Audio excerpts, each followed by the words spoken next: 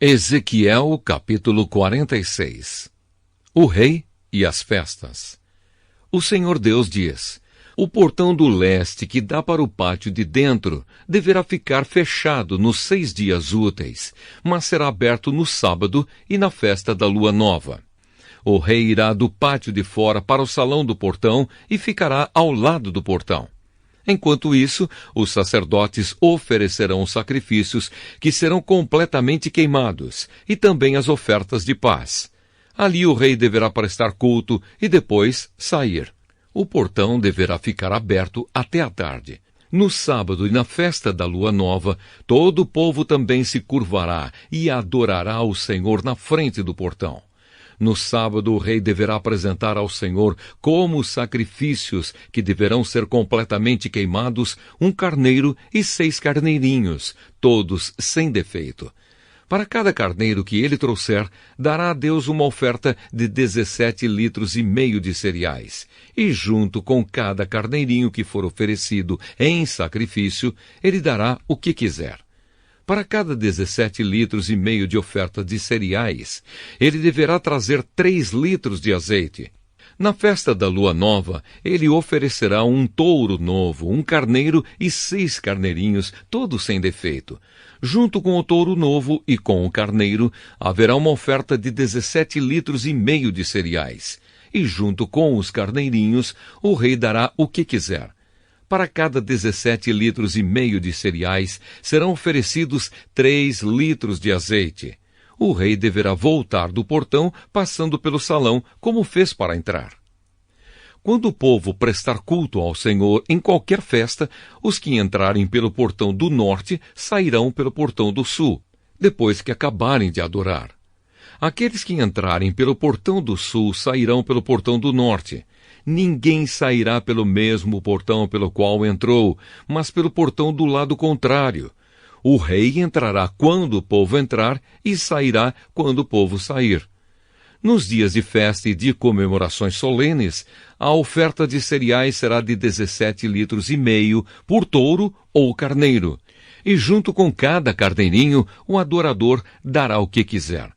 Para cada 17,5 litros de cereais, serão oferecidos 3 litros de azeite. Quando o rei tiver vontade de dar uma oferta ao Senhor, seja uma oferta que deverá ser completamente queimada, ou uma oferta de paz, o portão do leste que dá para o pátio de dentro será aberto para ele. Ele fará a oferta do mesmo modo que fez no sábado, e depois que ele sair, o portão deverá ser fechado. A oferta diária. O Senhor diz: todas as manhãs deverá ser oferecido ao Senhor um carneirinho de 1 ano, sem defeito. Essa oferta deverá ser feita todos os dias. Também será feita todas as manhãs a oferta de 1,5 kg de farinha e, junto com ela, 1 litro de azeite para misturar com a farinha. As leis para essa oferta ao Senhor deverão ser obedecidas para sempre. O carneirinho, a farinha e o azeite deverão ser oferecidos ao Senhor todas as manhãs para sempre. O rei e a terra. O Senhor Deus diz o seguinte: se o rei der de presente uma parte das suas terras a um dos seus filhos, essa terra será do filho como parte da propriedade da sua família. Mas se o rei der de presente uma parte das suas terras a um dos seus servidores, essa terra voltará a ser do rei quando chegar o ano da libertação. A terra será dele e depois será dos seus filhos. O rei não deverá tomar nenhuma propriedade do povo. Das suas próprias terras é que ele dará terras aos seus filhos. Assim, ele não explorará ninguém do meu povo, tomando a sua terra. As cozinhas do templo. Depois disso, o homem me levou para a entrada dos cômodos de perto do portão, que ficavam de frente para o norte. São esses os cômodos santos dos sacerdotes. Ele me mostrou um lugar no lado oeste dos cômodos e disse: este é o lugar onde os sacerdotes irão cozinhar a carne oferecida como sacrifício para tirar pecados ou culpas e onde assarão as ofertas de farinha. Assim, nenhuma coisa santa será levada para o pátio de fora, onde poderia prejudicar o povo. Então ele me levou para o pátio de fora e me mostrou que em cada uma das áreas dos 4 cantos havia um pátio menor, com 20 metros de comprimento por 15 de largura. Cada pátio era cercado por um muro de pedra e encostados nesses muros havia fogões. O homem me disse: são estas as cozinhas onde os servidores do templo irão cozinhar os sacrifícios que o povo oferece.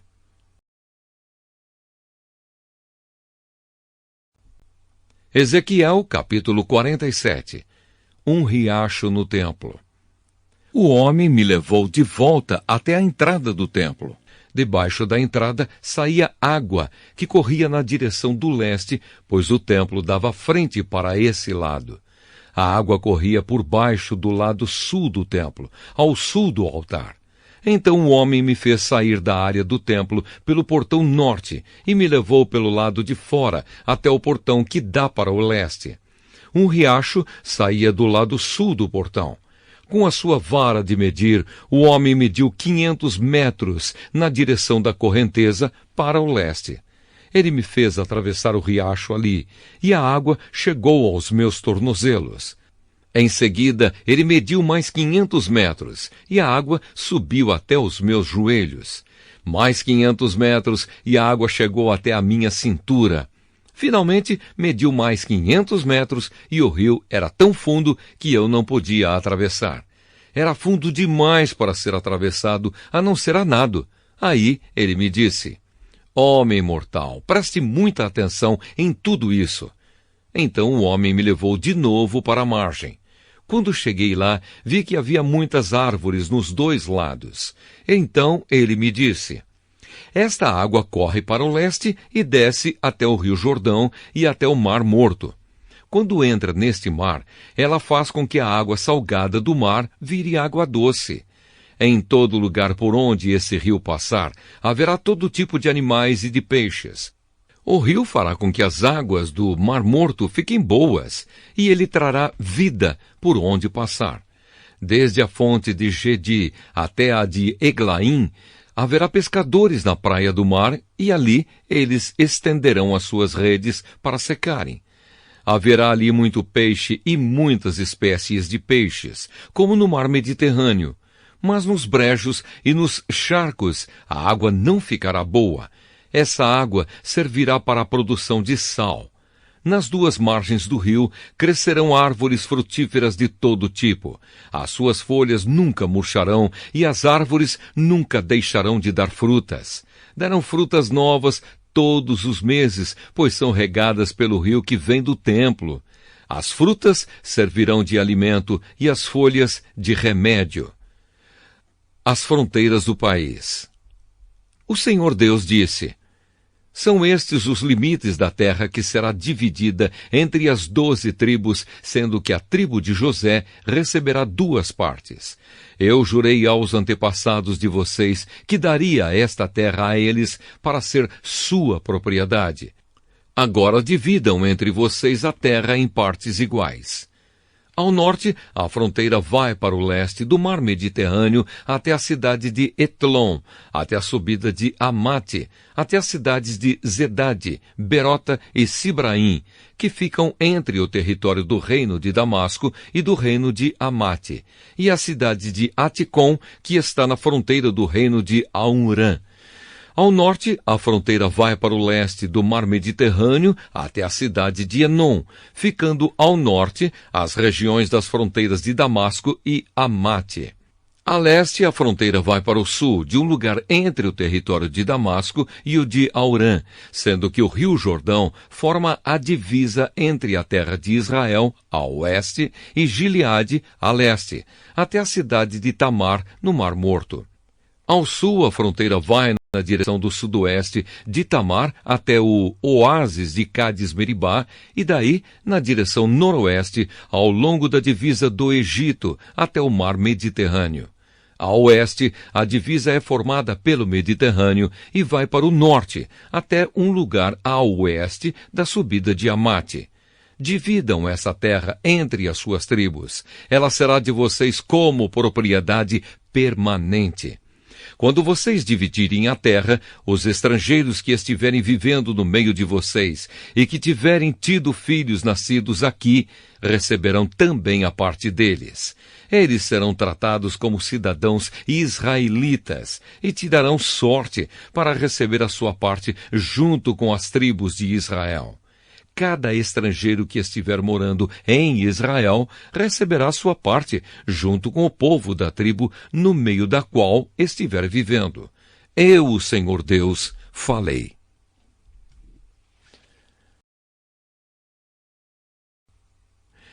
Ezequiel, capítulo 48. A divisão do país entre as tribos.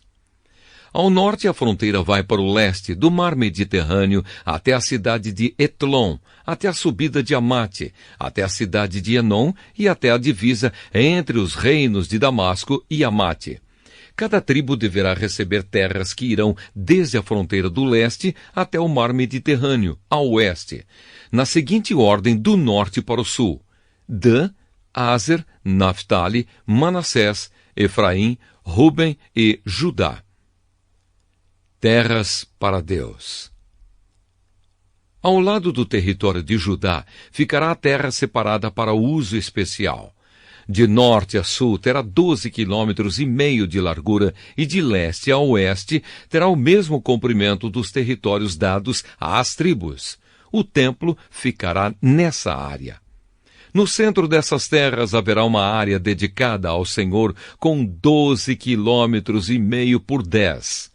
Os sacerdotes terão uma parte dessa terra sagrada. Nos lados norte e sul deverá medir 12,5 quilômetros e nos lados leste e oeste deverá medir 5. O templo do Senhor ficará no meio. Essa área sagrada será para os sacerdotes descendentes de Zadok. Eles me serviram fielmente e não se juntaram com o resto dos israelitas para fazer o mal, como os outros membros da tribo de Levi fizeram. Por isso, eles terão uma área especial perto da área dos levitas, e será a área mais santa de todas. Os levitas também terão uma área de terra que fará limite com a dos sacerdotes. Terá 12,5 quilômetros por 5. A terra dedicada ao Senhor é a melhor de todas e nenhuma parte dela poderá ser vendida, nem trocada, nem transferida para ninguém. É santa e pertence a Deus. A área que sobrar de 12,5 quilômetros por 2,5 não é santa, mas será para uso geral do povo. Eles poderão morar ali e aproveitar a terra. A cidade ficará no centro e será quadrada, medindo 2.250 metros de cada lado. Em toda a volta da cidade, de cada lado, haverá um espaço livre de 125 metros de largura. A terra que sobrar depois de construída a cidade, nas terras ao lado da área sagrada, 5 quilômetros por 2,5 para o leste e 5 quilômetros por 2,5 para o oeste. Essa terra será usada pela gente que mora na cidade para nela fazerem plantações. Quem trabalhar na cidade, seja de que tribo for, poderá cultivar essa terra. Assim a área toda será quadrada, medindo 12,5 quilômetros de cada lado e incluirá as terras ocupadas pela cidade. Terras para o rei. Depois que a área do templo, as terras dos sacerdotes e dos levitas e a terra para a cidade forem tiradas dessa porção de 12,5 quilômetros, toda a terra que sobrar dos dois lados, a leste e a oeste, será do rei. A leste, a terra do rei chegará até a fronteira leste, e a oeste irá até o mar Mediterrâneo. Ao norte, o limite é o território da tribo de Judá, e ao sul é o da tribo de Benjamim. Terras para as outras tribos.